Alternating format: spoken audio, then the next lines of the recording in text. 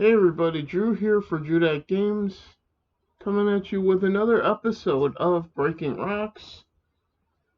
Welcome to episode number 3 of Breaking Rocks, the NFL Draft Recap, and other news we have to talk about. So obviously we're going to go over what happened in the NFL Draft about a week or two ago. Also, we're going to be covering Heart of the Jedi, a book that's been being sold on Amazon up until recently because Disney had it taken down now. So, evidently because it was outselling any of their actual books. Now, this book was not being sold by Disney, it was being sold by someone else. But they weren't making profit on it, they were only selling it to cover the cost of printing it. Yeah. But someone outselling us with Star Wars? God, we can't have that. But we'll get more into that. Tim Tebow evidently tried out as a tight end with the Jacksonville Jaguars, and there's an update from Pat McAfee about that. Yeah. And we'll get into that. Let's see. I also have down here, BLM has been banned from the Olympics. We'll get into that. Disney removes Finn from more artwork. We'll get into that. And Freddie Prinze Jr. shits on Star Wars fans again. We'll get into that. Yep. And also something else that I didn't written down that had just come to my attention while waiting for Desert Nord to get on here. Disney is evidently pushing for Gina Carano to be considered for an Emmy nomination. Yeah, whatever. She shouldn't even want their accolades. So. First of all, we're going to start with that. We'll end the show with the NFL draft and whatnot. So we'll start with Gina here. Yeah. Evidently, Midnight's Edge has been reporting this. So is Drunk 3PO. And so on and so forth. Yeah. That evidently Disney is considering. Now, this is Disney and not Lucasfilm, mind you. Pushing for Gina Carano to be nominated for an Emmy for The Mandalorian. Which, she deserves that nomination for that, first of all. Sure, and it would have been great before all of the BS erupted. Yeah, but the problem is exactly what you just said. Yeah. I mean, why would she want them to then come crawling back to her with an Emmy in hand and say, oh, please, please forgive us for treating you like shit? It's like... If there is any truth to this, my only thought is, who in the fuck is running Disney? Yeah. Because they're looking woefully incompetent, like they don't know what anyone that works at their company is doing, much less Lucasfilm with Kathleen Kennedy at this point.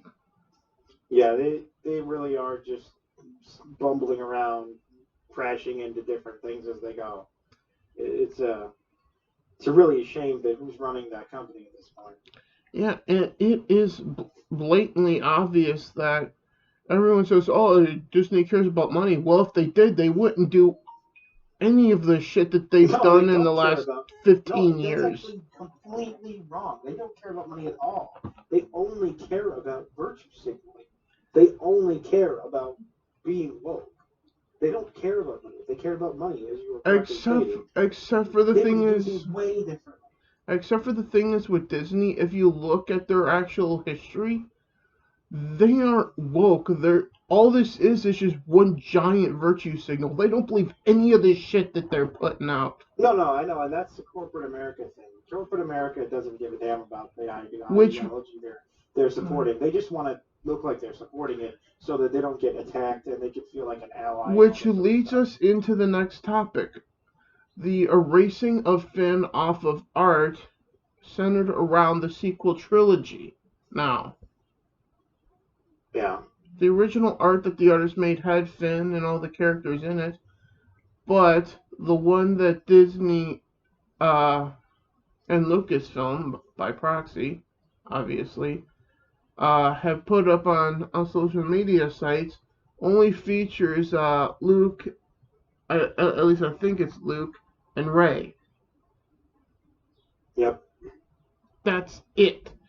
Finn gone, snapped out of existence. Yeah. And that's why I say Disney is fake woke, not actual woke, like some of these woke people As that if we would want them to be that actual type of book. They would be absolutely unhinged if they were. yeah. So, if the fact that they're faking it is just typical corporate behavior. But if they weren't faking it, that would be even worse because that would be like saying, "Oh well, no, he's not dressed as a Nazi. He really is a Nazi." Yeah. You know, So that's the difference. all Disney constantly proves is that they don't actually support this woke culture, this cancel culture they do support, but evidently, Oh but yeah, no, they do. They engage in it. They support it. They are absolutely. They do everything they can to let their audience know that they are you know, dedicated to the cause and all this other crap.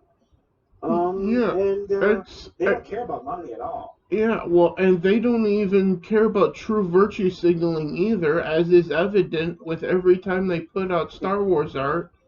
Well, Centered around supposedly it's supposed to have a black character front and center. They always remove it, proving that they're racist. sure, yeah, it's because of their foreign holdings. They don't. There's a certain segment of the company that is globalist expansionist types that want to see their business model operate in every country on the earth, Yeah, and doing so in one of the most popular populist countries, populous countries in the world, China, is impossible if you don't comply with Chinese social norms. And well, if this that was, turns out deleting Finn was one of those social norms. I know that YouTube is not going to like what I have to say next, but I have to say it. Welcome to Breaking Rocks, everybody. If this was the 1940s, Disney at this point will be bending over backwards to please Hitler and the fucking Nazis at this point. Well, That's the equivalent I feel of supporting China, they will bend over to especially with them whoever. having concentration camps in their country. Yeah, they bend over to two things: Twitter and their ownership. Hence why with me just saying that, that's proof that I will never bend the knee for YouTube, which is where this is going, by the way, You know. to Disney or any corporate piece of shit. As Struggle Jennings Yes, yes. in Breaking One side. Rocks, which is the theme song, according to me, God We Need You Now, from that song, I I bend the knee only to my God, so I'm dying on my feet. Yeah. And What I was gonna say though I, I, about Disney I though. just want to add first, if you guys want to hear the music that represents this channel and the gaming channel and my Twitch channel, go to Spotify, check out the playlist of Drudat games on there. You will find the music that represents myself and this brand, including Struggle Jennings and what's the girl's name? I can't remember. With the as I see it, the theme song of this series, Breaking Rocks. God, we need you now, because we need you more than ever, Lord. Yeah. What I was gonna say Yeah, is, as far as Gina and Disney goes, yeah. if someone treats you the way Disney treated Gina, and you are seduced back, at that point you deserve the punishment. I, So I really hope that she's not a fool enough to say, "Oh, sure, I'll come running right back to you, Disney, and I'll let you apologize to me." That's like an abusive boyfriend situation all over. at this point, from what I see from her social media, she makes no acknowledgement of Disney whatsoever at this point, for the most part. I, Yeah, well, she should because they're evil, obviously. so I feel like that she's just ignoring them. Like if it isn't obvious to anyone that they are legitimately evil at this point, I'm not sure what more it would take for you to understand that. Yeah. So So, with that being said, we're gonna wrap up the Disney stuff with the book. So, Freddie Prinze Jr. shitting on the fans yet again. This is another case of Disney and Lucasfilm just letting their employees just run the entire brand into the ground, because the worst thing you could do is shit on your fan base. That would be like me shitting on anyone who subscribes to this channel, including the most recent one, yesterday.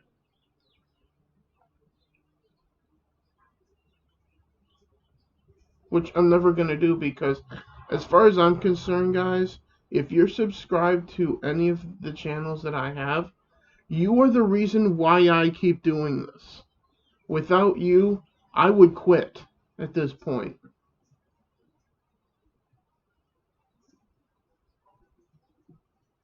So, I knew I knew this when he went on a rant on that one podcast about how Star Wars fans are pieces of shit, and that none of the Star Wars lore actually means anything. Well, in the grand scheme of life itself, yeah, that is true. But in the grand scheme of this brand of Star Wars, it means everything. And the only piece of shit here is you, Freddie Prinze Jr. And that's everything that I have to say. Nord,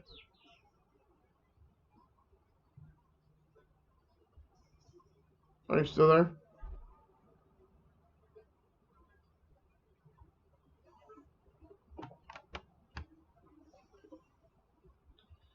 Are you still there, Nord?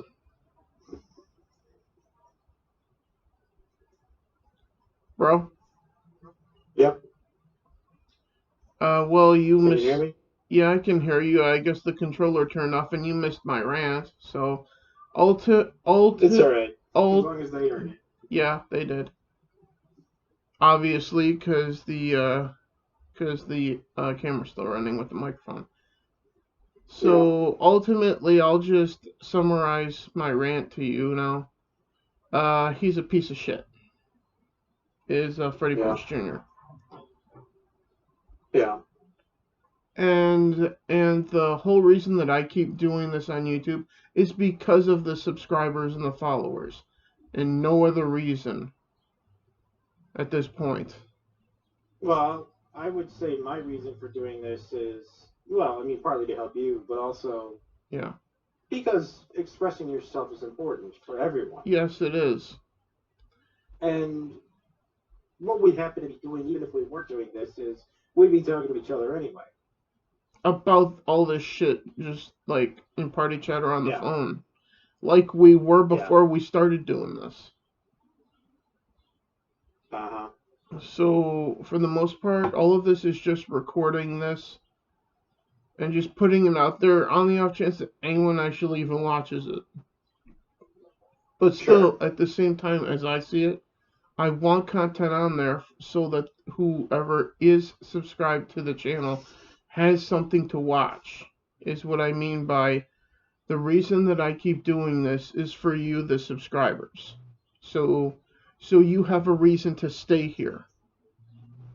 Because like Tom McDonald with his fans, the Hangover Gang, as he said in his song, uh, the I believe it was called My Fans or something like that. Yeah. If your hangover gang, you're home. Well, as I see it, if you walk with me on YouTube and Twitch, as I see it, if you are DDF, as in Drew Dat family, as I see it, then you're home. Yeah. Just like Tom McDonald with the Hangover Gang. Yeah. So with that being said, Heart of the Jedi was sold on Amazon up till recently and was outselling the High Republic. Yeah. And evidently because of that, as Ryan Kinnell had recently reported, Disney had it taken down from Amazon because they can't be upstaged by someone else with their own IP.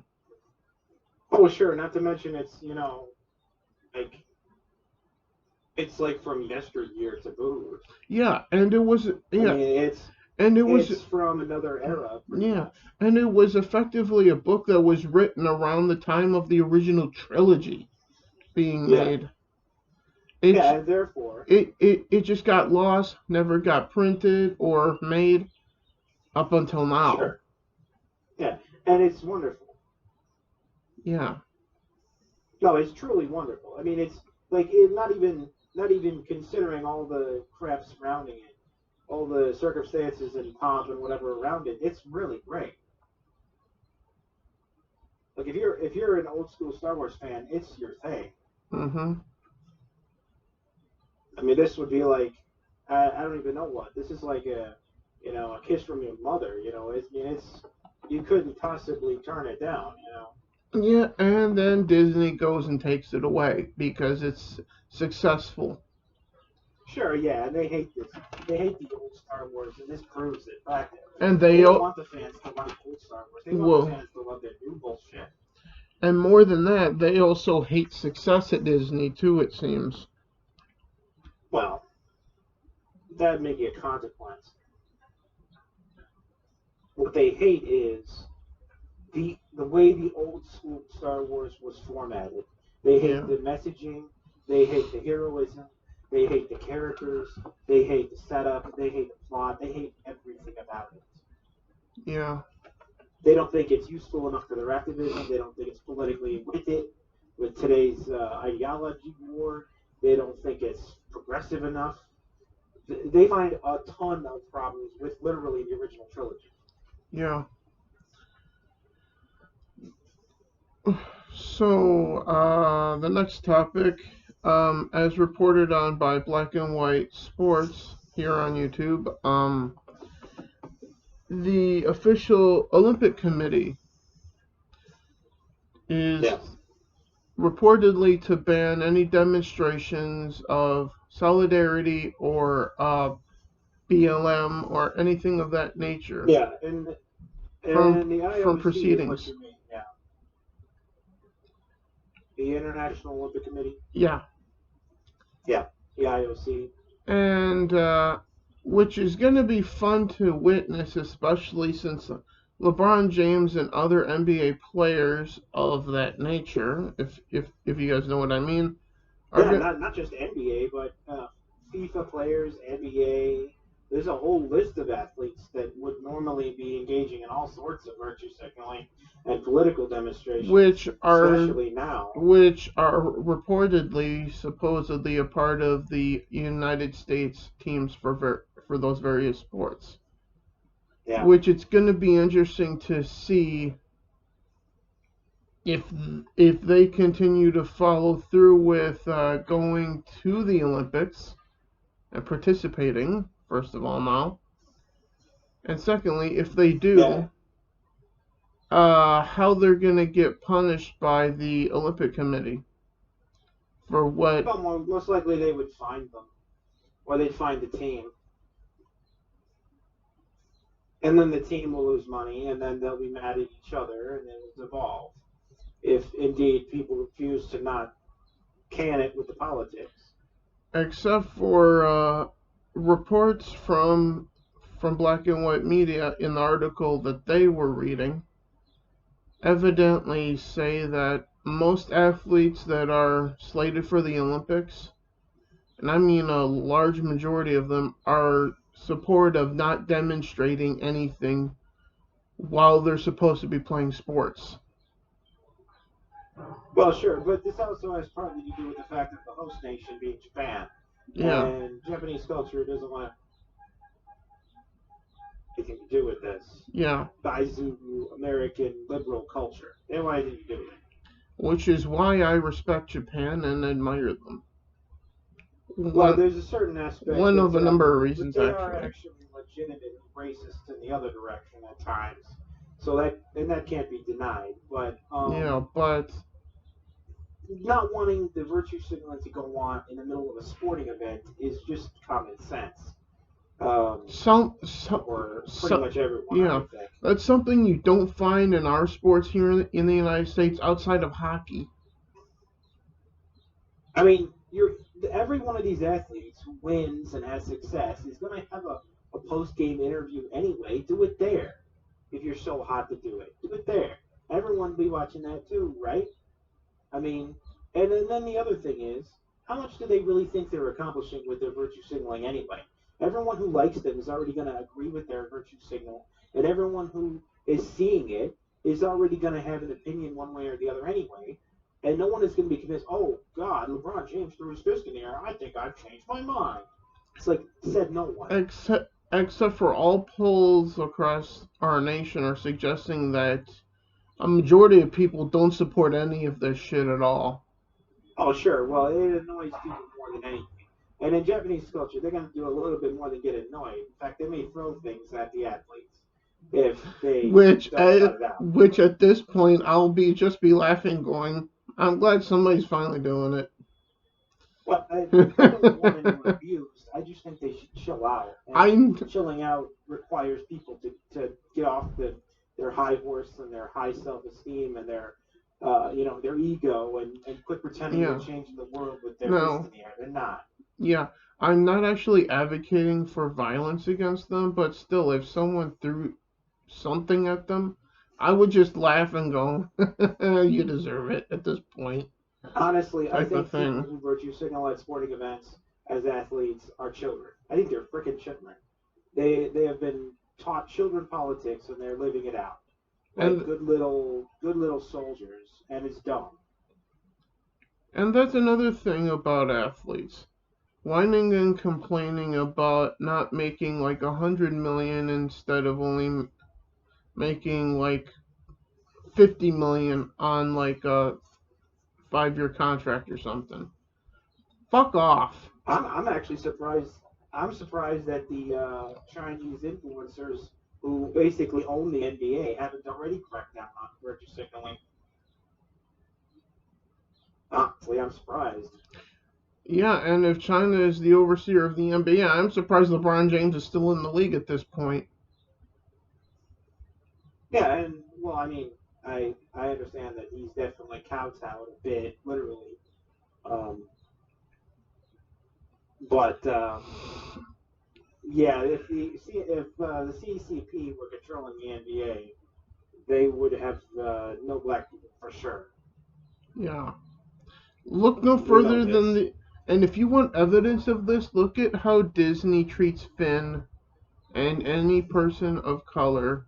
Sorry, I hate that term. Any black person on any advertising for Star Wars.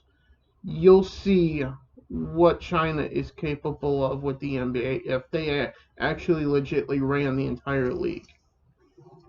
Yeah, I kind of wish that the virtue signaling leftists would understand that the Chinese Communist Party does not espouse anything we might call anti-racism. And they run concentration camps. That thing that is near and dear to all their hearts. That thing that is the most evil thing you could possibly do as a government. Yeah, they're doing it right now. with that said, a quick public service announcement to the viewers here. I drew here at Drew Deck Games, and I'm pretty sure that Desert Nordis is in complete support of this. We do not support racism of any kind, No. bigotry of any kind. It does not matter if you're gay, straight, bi, trans, black, white, pink, purple, plaid, have a third leg growing out of your hip or an arm growing out of your head. We don't give a fuck what you look like. Yeah, it boils down to behavior. Number one is behavior. That's the first most core judging characteristic I view of people. For me, it's how you behave. For me, it's what Martin Luther King said: judge a person by their character. Sure. So with that said, everybody is welcome here, regardless of your political point of view or leaning. However, in the comments, all you have to do is check if you are fake woke, check your politics at the door. Well, yeah, but then, I mean, the thing is that we're diametrically opposed to that precisely because that ideology is one that absolutely imbues itself with racism.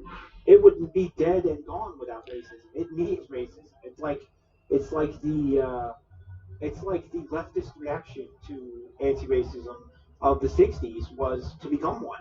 Yeah, and if you do follow me and this channel and wherever I am on whatever platform, if you are on the left side of politics and whatnot, you do not have to check your politics at the door. Come on in. I would love to have a respectful discussion with you.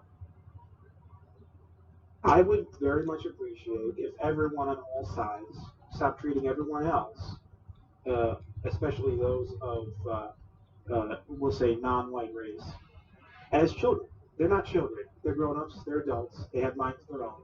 They should be respected as equals. And they should be respected as capable people also. And the left have to stop using black people as shields, because that is blatantly racist too.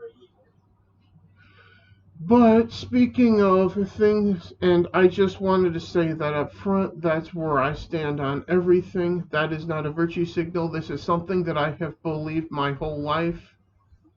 And that's just the way I am. And here's the other thing. Just a little FYI to everyone who out there is an activist, leftist, or whatever. Yeah. If you want to achieve your goals, and this is actually me helping them legitimately. Yeah. If you want to achieve your goals, don't do ineffective things. And virtue signaling is ineffective 100% of the time. Mm-hmm. In fact, it's counterproductive most of the time. So if you want to be counterproductive, go on virtue signaling.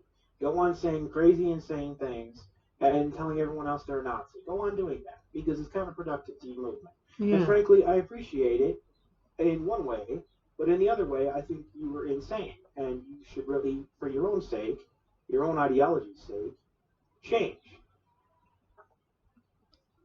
And all you're doing by acting like an idiot on the internet at that point is just giving people like this channel, except for not like this channel, because this channel doesn't have the following, we're not monetized, but you're allowing people like us on the internet to monetize your stupidity and your blatantly obvious what's the word I'm looking for?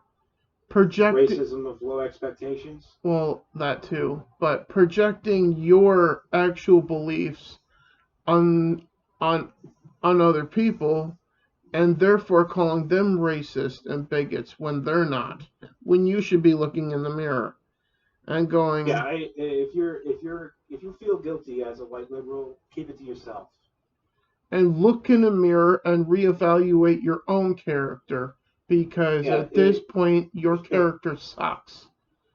You know, visit a holy altar and clear your conscience on your own time. Don't bring us into it. Now, like I said, this isn't throwing all liberals under the bus. I have some liberal friends, No, and no, I know. I'm and not they arguing are that, very but it's respectful and really, kind, and yeah. and completely the opposite of what we're talking about here. And frankly, if we're going to have a political dichotomy in this country that functions worth a damn, it's good that everybody be a strong person in their own way, and that includes a strong leftist, people who are principled and stand for something, and Yeah, actually stand for that something, and actually provide an actual, worthy opponent, we'll say, to conservatism.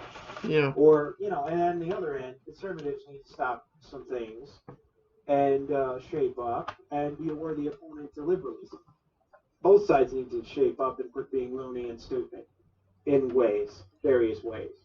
So with that being said, sorry for the political rant, but it needed to be said, guys. But Sure, and the virtue signaling is a core problem right now that happens to be a problem with leftists mostly. except for this is something that you should expect on Breaking Rocks, and something that you should never expect, nor will ever be done on the Drew That Games podcast, which is solely about gaming. So with that Yeah. being said, are you ready to sing the praise of a fellow Christian right now? Sure, depending. If you know who I mean, and I think you do.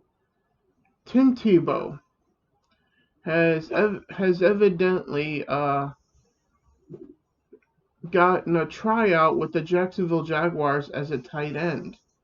Something that Yep. he never wanted to do, but I'm glad he Sure, but finally came around. it's also something that, remember the conversation we had. It wasn't recorded, I don't think, but you remember the conversation we had when Tim first entered the league. We were like, okay, he's absolutely perfect for tight end. He always was. We're running back. Well, I mean, here's the thing. The thing about a tight end is a lot of times they're either blocking or slot receiving. That's the tight end role. And in blocking, you have to be bulky. And while Tim is, Well, he's not a well, thin individual. He's not lanky. well. First of all, from what I'm hearing and have seen of a photo of him now, he's more bulky than he used to be. Sure. And to be a good tight end, you essentially have to operate at part fullback. Um, and the other part, wide receiver. It's essentially a combination. And it does depend on use and the team he ends up with. And you said that's the Jacksonville Jaguars. And of course, they still operate, to my knowledge, under that Mercedes Lewis type tight end scheme, Yeah. which is slot receiver, I believe. And a further update on the Tim Tebow Jacksonville Jaguars tryout, then, as Pat McAfee has evidently broke. It says 26 minutes ago, but that's not the updated time. So 26 plus 33 is like about 40, 50 minutes ago. So nearly an hour ago, Pat McAfee evidently breaking that the Jacksonville are planning to sign Tim Tebow to, I guess, a 1 year deal. Yeah. So Tim Tebow back in the NFL then in Jacksonville as a tight end then. It's all but official now.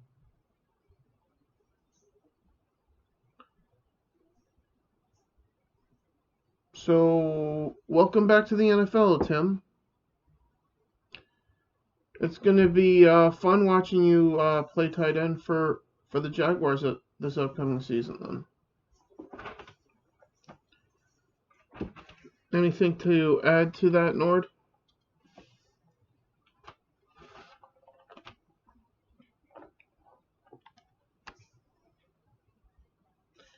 Anything to add to that, Nord?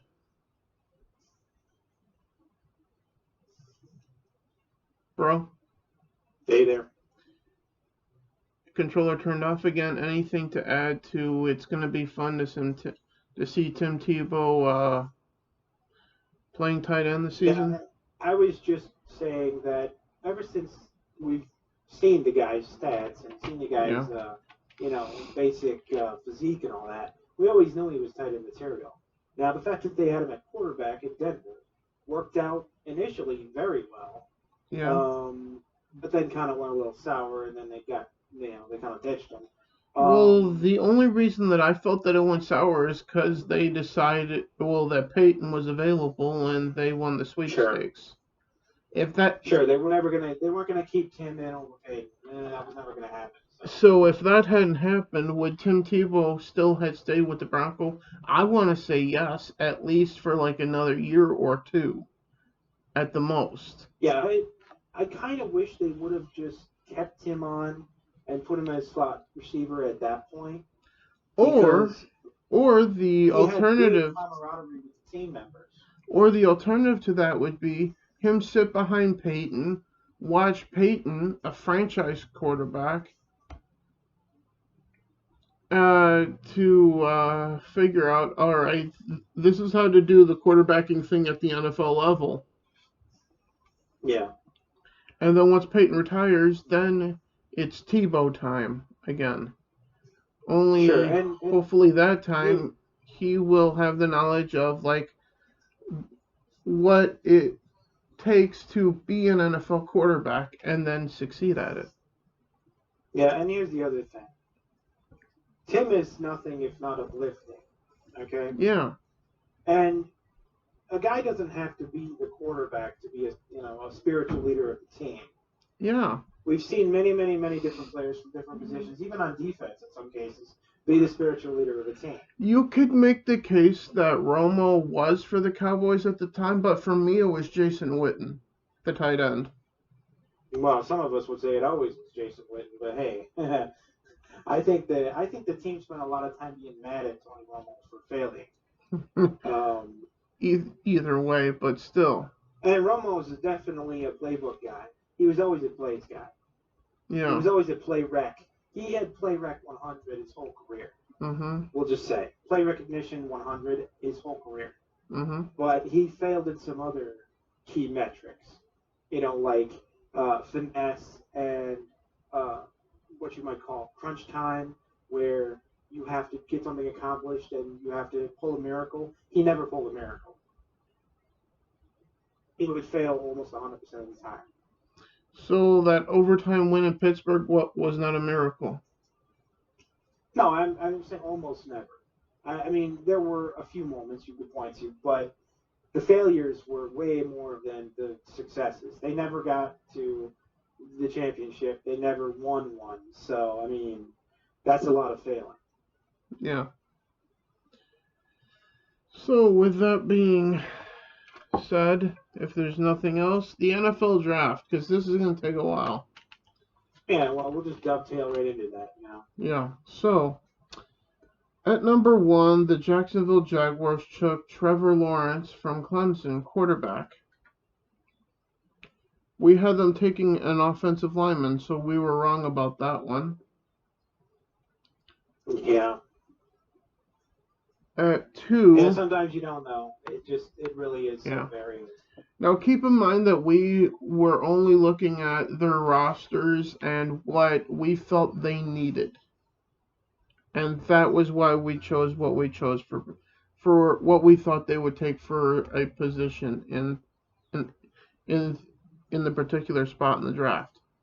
So at number 2, Uh-huh. the Jets were picking. We had them taking a quarterback, and they did. They took Zach Wilson from BYU at 2. Yep. Now, the real interesting one was 3 because of all the rumors of the Niners reaching out to the Packers to inquire about Aaron Rodgers. So we didn't know if the Packers would trade up to 3 or if the Niners would trade out with someone else or what they were going to do. But we had them taking a linebacker either way. They took quarterback Trey Kane. Yep. Sorry, Trey Lance. Sorry. From North Dakota State. So what does this mean for Jimmy Garoppolo then?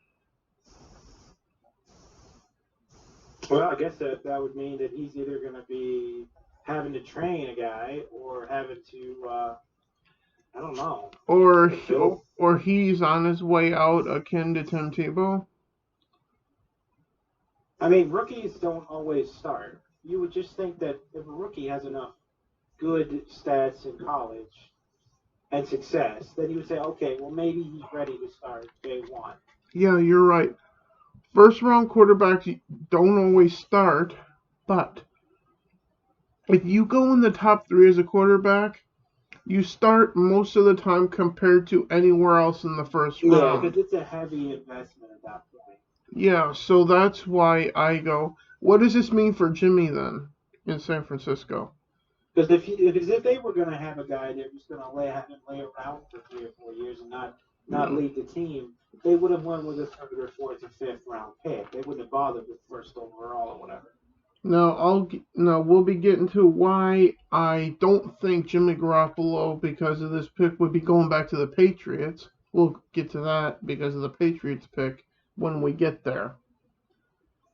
But Yep. I don't think Jimmy's gonna probably be a 49er come the trade deadline this upcoming season. That's just what I think.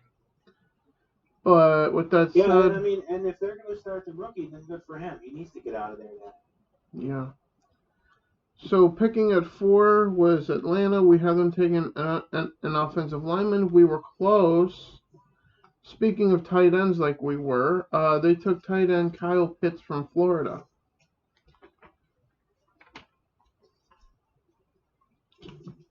Same school that Tim Tebow is from.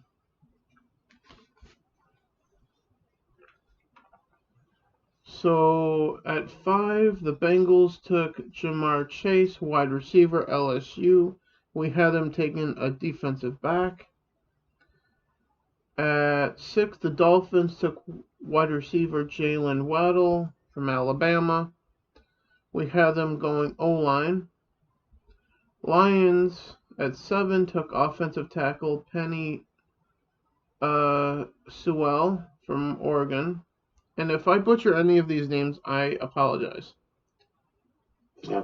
We had the Lions taking an offensive lineman, so we had that one right. We also got the Panthers pick right. We had them taking a safety. Well, as I see it right, they took cornerback, as in CB, Lee Horn from South Carolina. Yep. Or is it J.C. Horn? Not sure. I can't read my own writing. It's one of the two. At 9, the Broncos took cornerback Patrick Surtain from Alabama. And yep. we had the Broncos taking defensive linemen, so that was wrong. At 11, the Bears traded up with the Giants. So we had the Giants going O-line here. The Bears traded up and took quarterback Justin Fields from Ohio State. Yep. So let's look to where the Bears were picking. That was 20th, so that's the Giants now.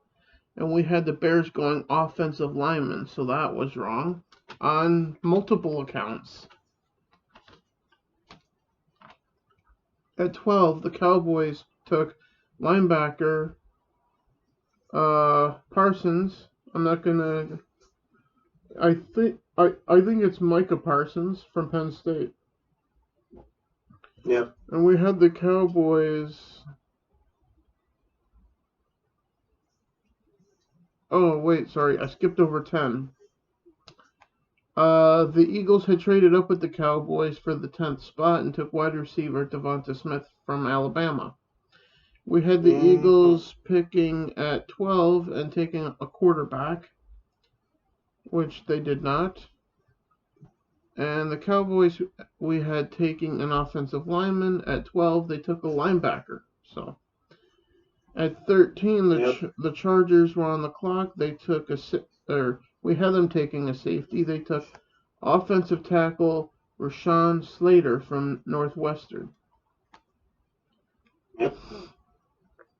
At 14, the Jets were back on the clock again because they traded up with the Vikings. So at the next pick that the Jets had, which would have been 25, we had them taking a defensive end. They took an offensive guard.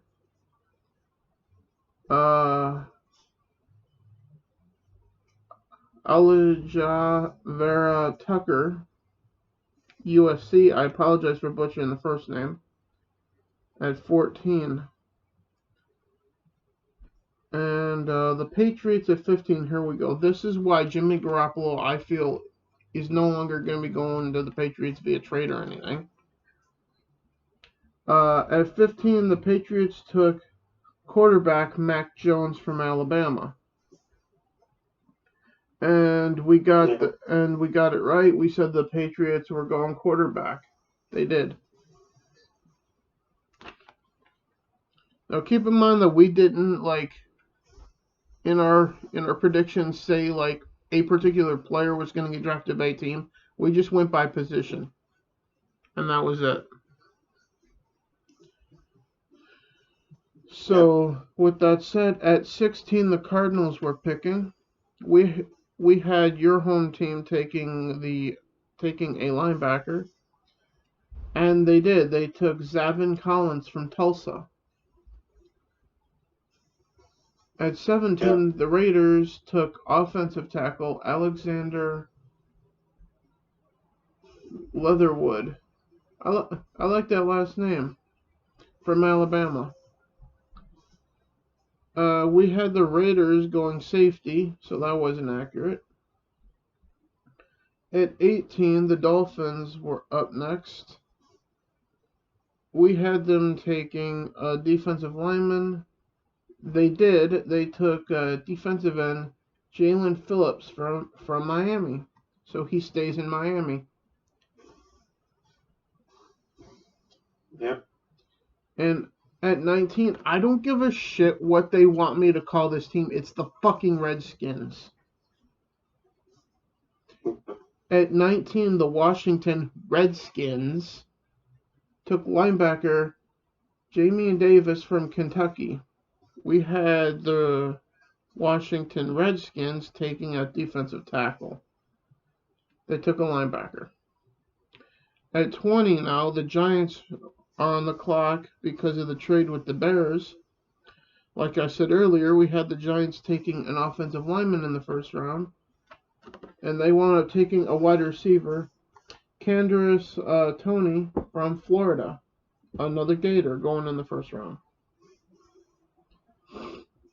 At 21, the Colts were on the clock. We had them going defensive end. They did. Quiddy Paye, Paye, from Michigan. At 22, the Titans were on the clock. We had them going offensive line. They went cornerback, as in defensive back, Caleb Fairley from Virginia Tech.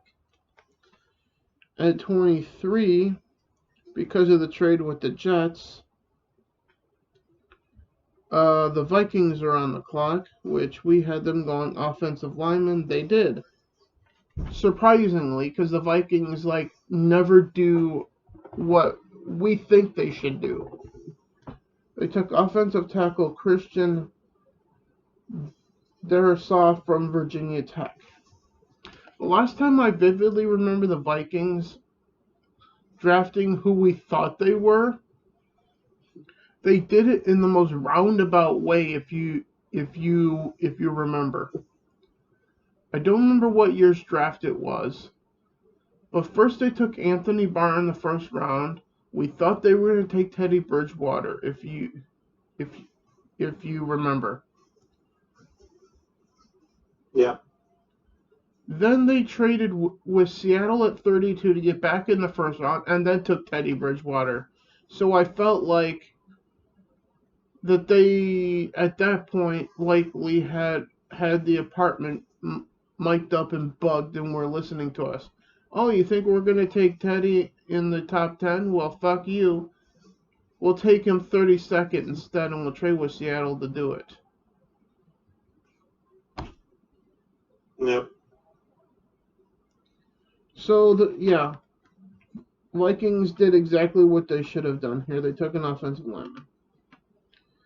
At 24, the Steelers took running back Najee Harris from Alabama. We had the Steelers drafting Ben's heir apparent at 24. Yep. Which coincidentally is right around the range where Aaron Rodgers got drafted back in 2000 and was it 2005, I think. Yeah, I think so.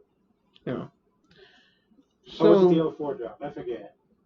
04 was the clusterfuck that was the Eli Manning Ben Roethlisberger trade between, no, wait, sorry, it was Phillip Rivers going to the Chargers and Eli going to the Giants from the other team. Yeah. Fuck uppery. Uh-huh. That was that draft. Which coincidentally was the same draft that Ben Roethlisberger was drafted in. So. Uh-huh. Anyway. At 25, the Jaguars were on the clock. We had them taking a defensive end. They took a running back. Travis. I'm not even going to try to pronounce that name. A running back from Clemson they took. At 26, the Browns were on the clock. We had them going either defensive tackle or linebacker. They said fuck you to us and took a defensive back.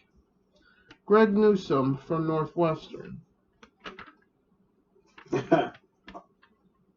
So, yeah. The Ravens at 27. We had them taking a offensive tackle, and they wound up taking a wide receiver, Rashad Bateman from Minnesota. So a Golden Gopher goes in the first round, which normally never happens. Yeah. So that was good for Minnesota at least. At 28, the Saints took defensive end Peyton Turner from Houston. So Sean Payton gets another Peyton on his team finally. He seems to be in love with his own name, huh? Well, could you imagine if Peyton Manning had signed with the Saints at one point? Oh, Lord. But you know, it actually could have been a possibility, honestly, because he was a Southern quarterback, and he did live in the South. Yeah, and he did live in Louisiana, in the New Orleans area. So, yeah, his whole family. I mean, you know, his dad went to Ole Miss, and so did Eli, and I mean, that was like, you know, the fact that he went to Tennessee was kind of controversial. And so, I mean, he was always destined to be like a Southern quarterback. It just happened to Indianapolis. But still, the fun question has to be asked: if that had happened, what would the Saints have done with Drew Brees at the time? Oof. Yeah, well, trade away actually would have been what would have happened. They would have traded away the pick, and the guy would have got picked by somebody else. This is a what if segment, actually, at this point. The NFL. I believe they actually did do the NFL thing on this very subject. I'm going to have to go look for that because I'm interested in what they think would have happened.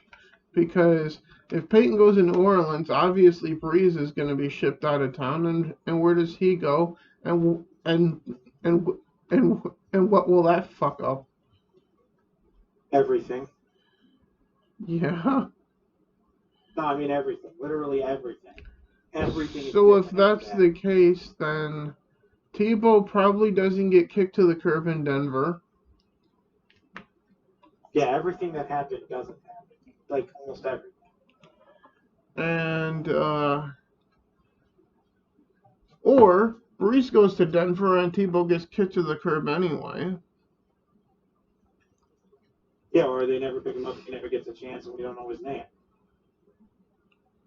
Or Breeze goes to one of these teams that had a high first round pick that would have taken a quarterback, like the Colts.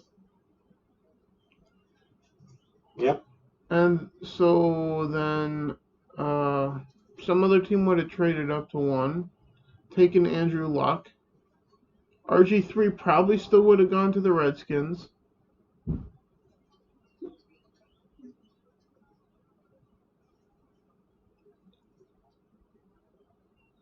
Yeah, it's just interesting. Anyway, after the Saints, the Packers at 29. Thankfully, they didn't trade up this year. Yep. And at 29, we had the Packers taking a wide receiver to help Aaron Rodgers. But keep in mind that we made that prediction before all of the stuff started coming out about Aaron not being happy with the Packers and not wanting to play for them. The Packers actually took a defensive back, Eric Stokes, from Georgia, though. So they're trying to shore up their secondary, which actually does need help. Yeah, and we don't really know how that all shakes out, honestly, but all we can do is wait and see what happens. I don't think they're going to have as much success after Aaron as they have with Aaron. Yeah, we'll see what Jordan Love turns into, but we all just are waiting to see what the Packers are actually going to do about Aaron first and foremost, though. At 30, the Bills took Gregory Rousseau from Miami, defensive end. We had the Bills taking a safety. They took a defensive end. At 31, the Ravens were back on the clock. Here we had them taking a linebacker. They actually did this time. They took Jason Oweh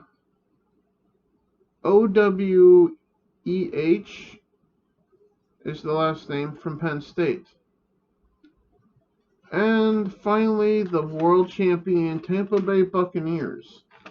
We had them taking a linebacker at 32, and they did. They took Joe Trayon from Washington.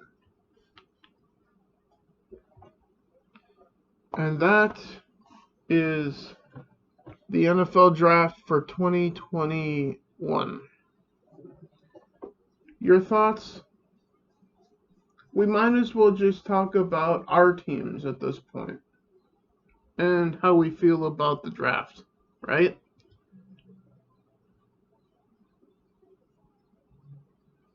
Fuck. So with that being said, we might as well talk about how we feel our teams did in the draft. Right? Yeah, I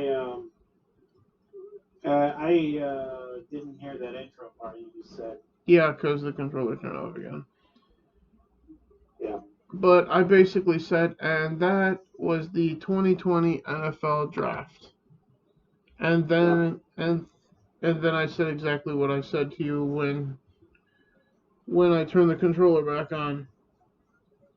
Yeah, so as far as my favorite teams, let's see. The Texans, I don't know. I think they're back in rebuild mode, if anything. I don't recall them picking in the first round. Yeah, they probably didn't. No, they didn't. So I don't know what the Texans did. That's that might as well what they should be called right now. Because they ain't Texans right now. Video game if they think they're gonna win real football. That team. Kind of like the Bears with picnic baskets with Yogi. Anyway, the Texans. I don't know what they did in the second round because I didn't watch it. I probably should look into it because now I'm also kind of curious. They definitely would have had at least one second round pick. I mean, At the very least, There's yeah. no way they gave away all their first and second round picks. Because that'd be stupid, first of all. I've never seen that, and God help any team that does it. But your home team, the Arizona Cardinals,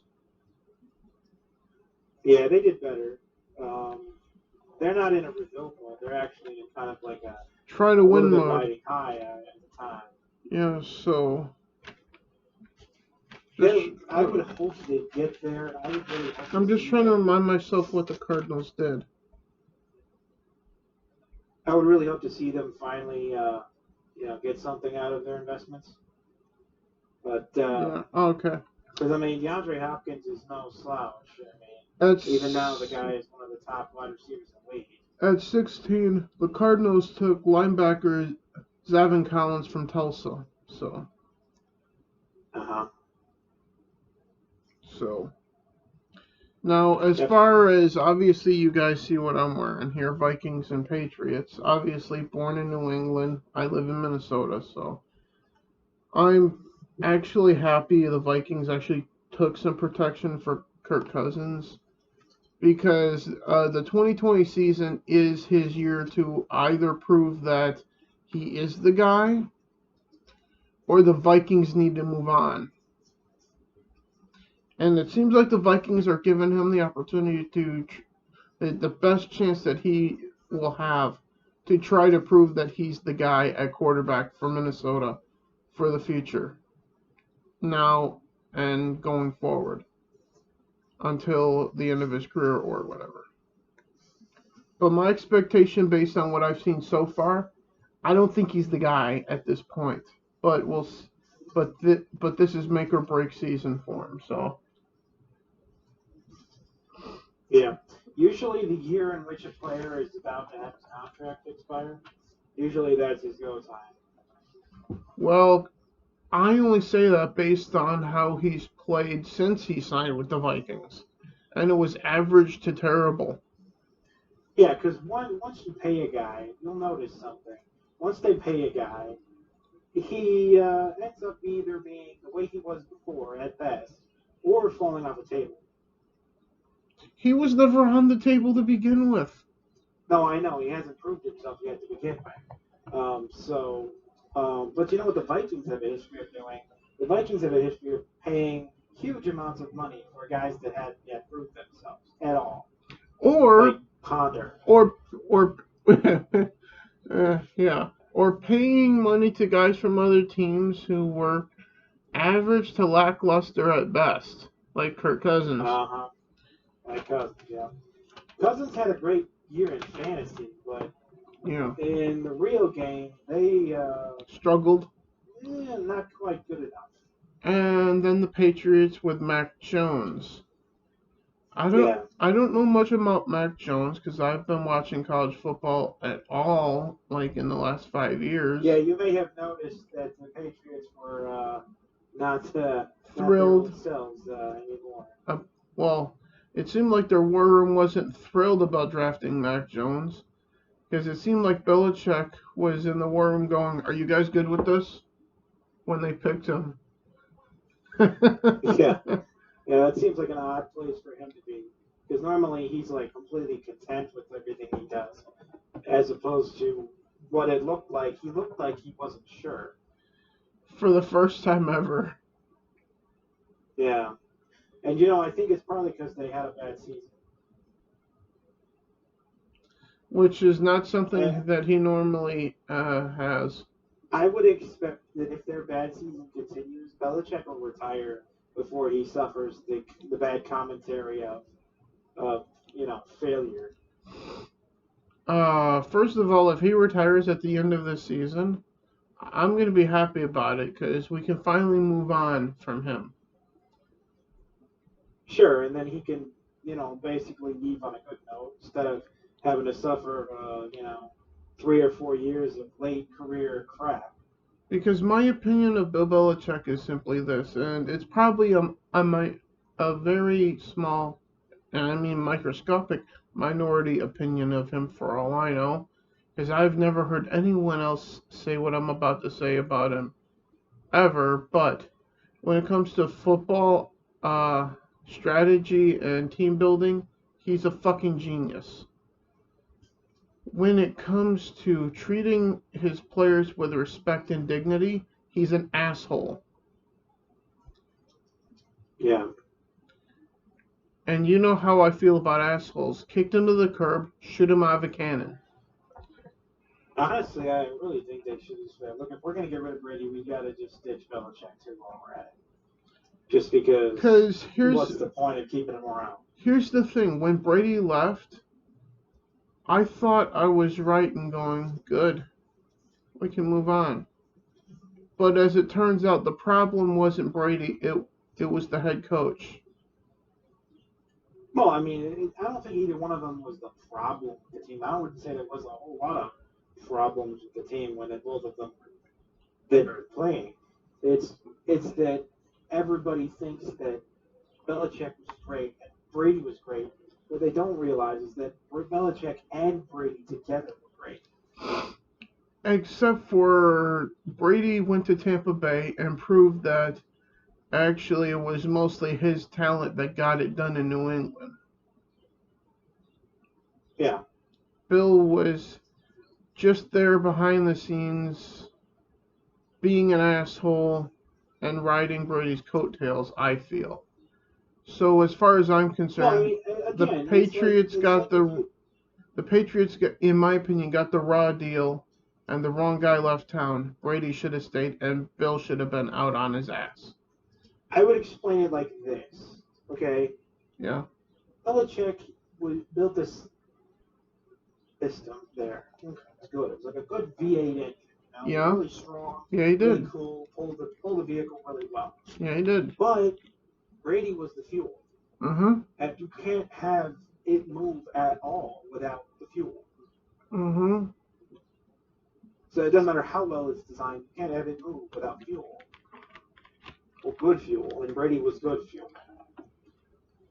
In my view, a better head coach for the Patriots would have been Bruce Arians. Coincidentally, he's the head coach in Tampa Bay, though. And just won a Super Bowl with Brady, so. Yeah, I'm pretty sure Brady had said for a while that he was like really interested in being underneath Bruce Arians for a while. He had said that. He said he kind of wishes that he had that opportunity, and so when he got it, I think he was probably ecstatic. And coincidentally, Bruce Arians is my favorite NFL head coach, so. Yeah. As well. He's a more down-to-earth guy, I would assume, than Belichick. Yeah, well, like I said, Belichick seems to be I don't want to say he's a bully, but he's like 2 steps below that when it comes to being an asshole to his players, it seems. It's basically his way or no way. So it's not really even the Patriot way, it's the Belichick way. So long as Belichick is there.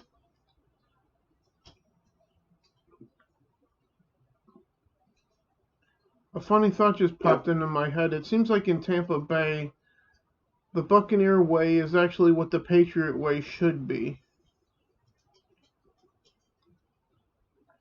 It would seem. Yeah, seems. But anyway, that's all I got for this episode. At about an hour and 8 minutes at this point in time. With that being said, any last minute things before I get to the outro here? No, I think I've kind of said everything I have to say about it. Let me check recent uploads on YouTube to see if there's anything we want to discuss here. Not gaming related.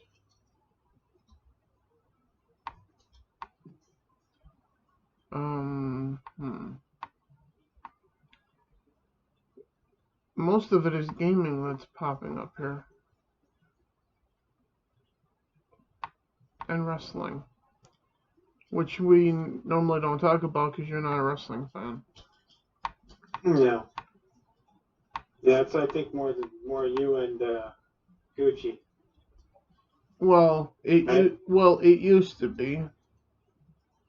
Yeah. Not since I've given up on watching WWE altogether at this point. And Oh, I see. yeah, and I only watch AEW when I actually have the energy on Wednesday nights, because I usually work on Thursday mornings, so which I normally am in bed by the time it comes on, most of the time anyway. But it is what it is. Uh-huh. But coincidentally, I've added a song to the playlist on Spotify that actually, as I see it now, I consider to be the theme song for the entire network of channels. That is Drudat Games, Drudat Gaming, and the and and my Twitch account, as well as my Twitter account. It's a cover Yep. by Peyton Parrish called Valhalla Calling. And it's also inspired by the fact that Desert Nord is a part of this with me. Uh, So, I think the theme of that one is very much accurate, perfect, whatever. Obviously, I said before that, my favorite type of music isn't really, that type, but it works. It will work yeah. for that purpose. Yeah, so if you guys want to hear what I consider to be the theme of Drudat Games, go check out Valhalla Calling on the YouTube channel Peyton Parrish on YouTube. Yep. It's the video was actually called Valhalla Calling Miracle of Sound Peyton Parrish cover. So Yep. go check that out. It's also in the playlist on Spotify called Drudat Games as well as other music that represents where I come from, what I stand for, and what the name of Drudat Games means as well. There's also another playlist on Spotify called Drudat Gaming, which features music from the games that I play and have played. And I will be adding more music to that particular playlist because obviously I play more games as they come out. So, with that being said, Nord, what are you going to be up to after this? Well, I'm playing ESO today, as usual. Yeah, Finally got my character into the championship category. yeah, Obviously, people have been playing this for so long that some of them are on their 10th or 12th character or whatever. But I'm just enjoying the ride into the upper echelons of stronger players with my first character. yeah. I'm After, cruising at a pretty good clip, too. Only been playing this for less than a month, and I'm already, well into it. after this, I'm gonna try to work up enough energy to go live to play Lego Batman right after this uploads to YouTube. So if you're seeing this, hopefully I will already be live on Twitch at that point. But if not, then expect me tomorrow to try to make up for not doing games with gold today after work tomorrow. Yep. However, the next time that I will be live after that will be Wednesday playing a PlayStation Plus title over on the YouTube channel of Drudat Gaming. I can't remember the name of it, but it's the one that's not Battlefield 5.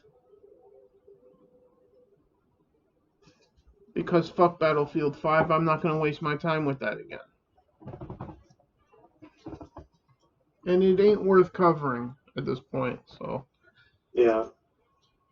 Very Yeah. underwhelming game.